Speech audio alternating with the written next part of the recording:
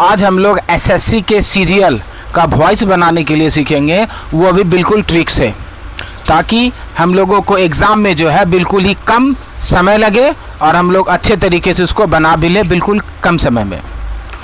हमारी संस्था जो है इंग्लिश की पढ़ाई बहुत ही कम फ़ी में कराती है।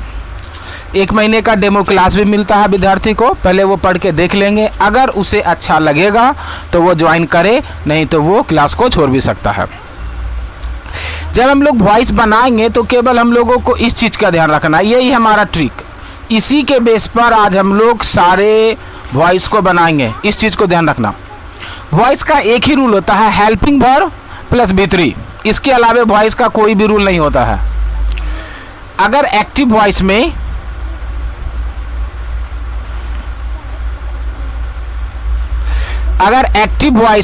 V1 या V5 तुमको मिलेगा, तो जब पैसिव बनाओगे तो इज एम आर का यूज करना।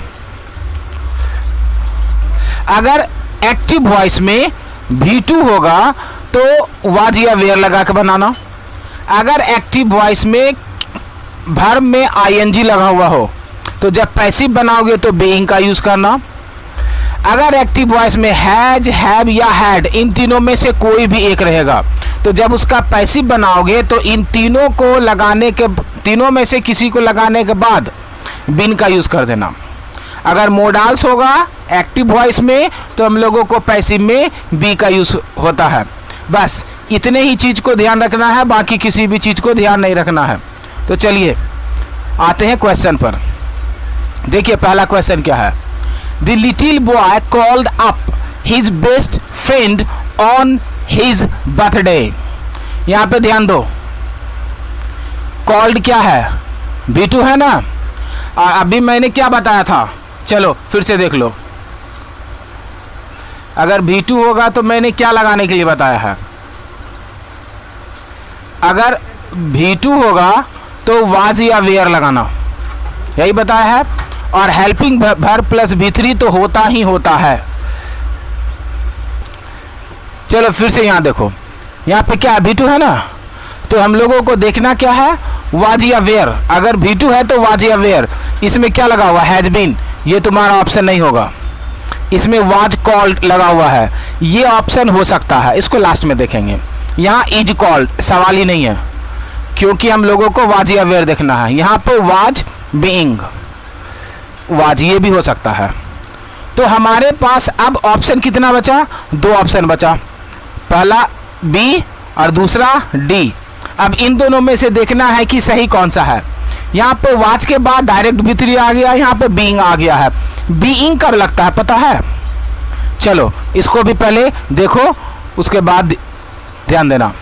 और जो बता रहा हूँ उस चीज पे ध्यान रखना है बिल्कुल। अगर वर्ब में ing लगा हुआ होता है तब हम लोगों को बीइंग का यूज करना होता है। अगर वर्ब में ing लगा हुआ है तो हम लोगों को बीइंग का यूज करना है। तो चलो देखो, तो वहां पे वर्ब में ing लगा हुआ है क्या, यहाँ तो V2 है। वर्ब में ing है क्या, नहीं है, तो बीइंग का प्रयोग नहीं होगा। तुम्हारे पास ऑप्शन था 2 ही, बी और डी, जिसमें से डी खत्म हो गया, ऑप्शन बचा तुम्हारा बी, तो तुम्हारा ऑप्शन होगा बी, बिल्कुल ट्रिक के माध्यम से। तो चलिए अगले क्वेश्चन में आते हैं और देखते हैं वहां पे क्या है। जोसेफ ओपेंड द बाइबल, यहां पे ध्यान दो, V2 है ना, V2 ओपेंड। तो देखिए वाज या वेयर किस में, इसमें क्या है, इज बीइंग, ये ऑप्शन नहीं होगा। इज ओपनिंग, ये भी नहीं होगा। वाज ओपेंड, ये हो सकता है। ओपेन्स, वाज या वेयर है ही नहीं, कहानी खत्म, ऑप्शन सी, सोचना ही नहीं पड़ा। अगर आपको ट्रिक पता है तो बिल्कुल आप एग्जाम में भी बिल्कुल ही देखते के साथ प्रश्न को समझ सकते हो कि आखिर आंसर कौन सा होगा। चलिए अगले प्रश्न में आते हैं। The ball of yarn was being nosed by the kitten। चलिए इस प्रश्न को देखते हैं। ये इसको एक्टिव वॉइस में बनाना है, यानी ये पहले से पैसिव में है, बाय लगा हुआ है, यानी ये पहले से पैसिव में है। इसको हम लोगों को एक्टिव में बनाना है। तो इसको कैसे सॉल्व करिएगा, ध्यान दीजिए। वाज बीइंग, ये पास्ट टेंस को दिखा रहा है कि जो भी हमारे इन चारों में से आंसर होगा वो पास्ट टेंस में होगा। और बीइंग, बीइंग यानी भर में आईएनजी भी लगा हुआ होना चाहिए। चलो देखो दिखा रहे हैं, चलिए देखिए। तो जब भर में आईएनजी होता है तो हम लोग बीइंग का यूज करते हैं। अगर बीइंग हमारा आंसर में है तो मतलब क्या है, क्वेश्चन के भर में आईएनजी लगा हुआ होना चाहिए। चलिए वापस आते हैं क्वेश्चन पे और वहां देखते हैं कि आखिर क्या माजरा है।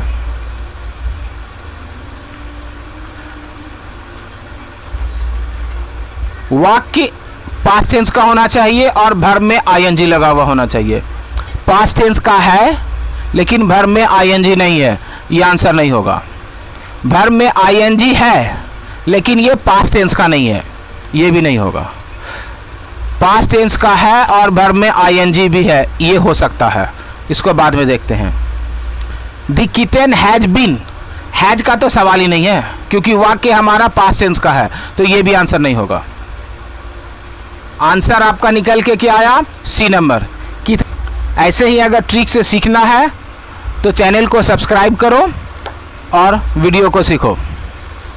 चलिए अगले क्वेश्चन में आते हैं। चलो ध्यान दो, इस वाक्य को हम लोगों को पैसिव में बनाना है, यानी ये वाक्य एक्टिव में है। लव्ड, V2 है ना। अगर ये वाक्य V2 है तो आंसर में तुमको क्या चाहिए, वाज या वेयर। यहाँ देखो विल लव, ये आंसर नहीं होगा, वाज या वेयर चाहिए।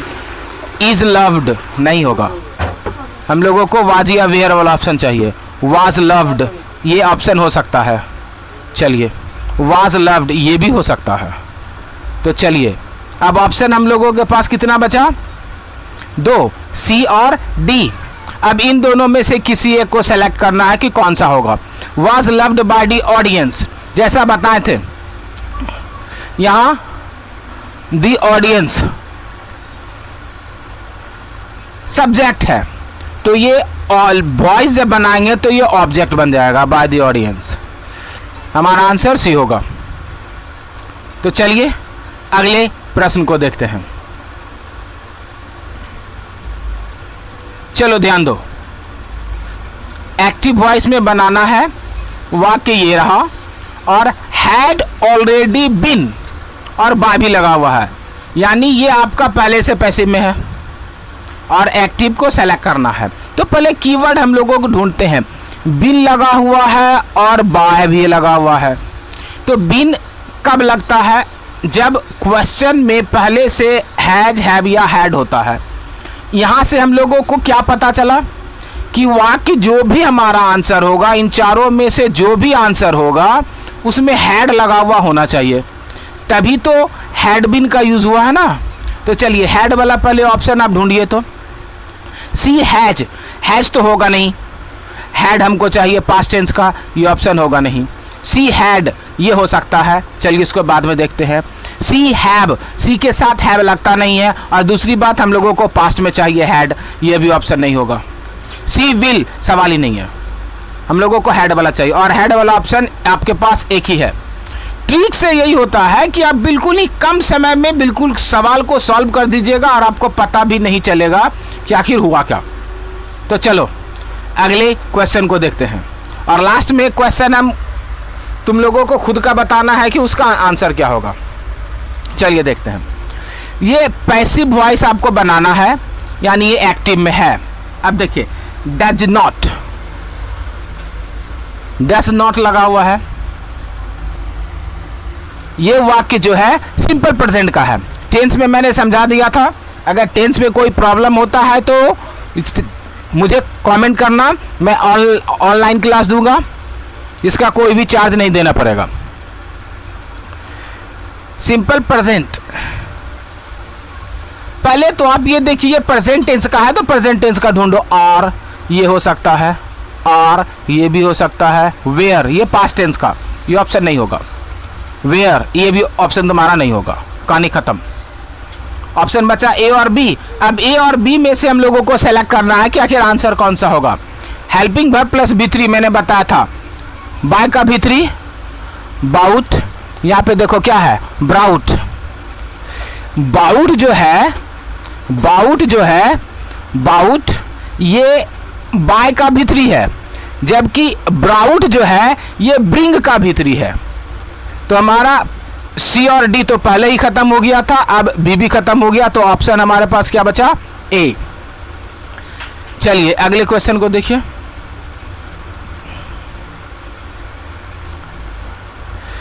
इज बिल्डिंग प्रेजेंट टेंस का है और वर्ब में आईएनजी भी लगा हुआ है। इन चारों में से इसका आंसर कौन सा होगा तुम कमेंट करके बताओ। मैंने बता दिया है सारा चीज, इन चारों में से आंसर कौन सा होगा वो तुमको खुद का बताना है। अब तुम्हारे हेल्प के लिए मैं पीछे जाके एक चीज को दिखाता हूं, शायद वहां से तुम लोगों को कोई हेल्प मिले। तो चलिए आओ। वर्ब में जब आईएनजी लगा हुआ होता है तो हम लोगों को बीइंग का प्रयोग करना पड़ता है। चलिए देख लिए ना, वर्ब में जब आईएनजी होता है तो हम लोगों को बीइंग का प्रयोग करना होता है। अब क्वेश्चन फिर से देखो और आंसर क्या होगा मुझे कमेंट करके बताओ। प्रेजेंट टेंस का है और वर्ब में आईएनजी भी लगा हुआ है।